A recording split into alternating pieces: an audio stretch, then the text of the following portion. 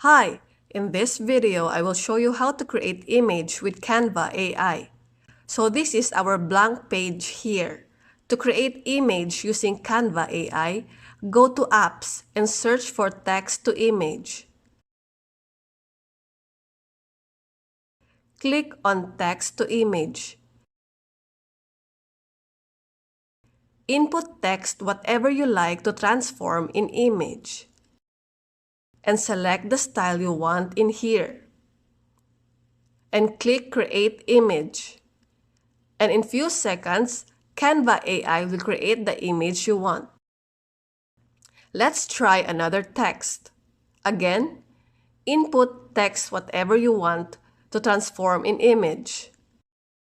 And select the style you want in here. Again, click Create Image. And in few seconds, Canva AI will create the image you want. In here, our first image is a floating island on space, and our second image is Wonder Woman on jungle. So that's it. Thanks for watching. For more videos like this, please subscribe on our channel. Bye!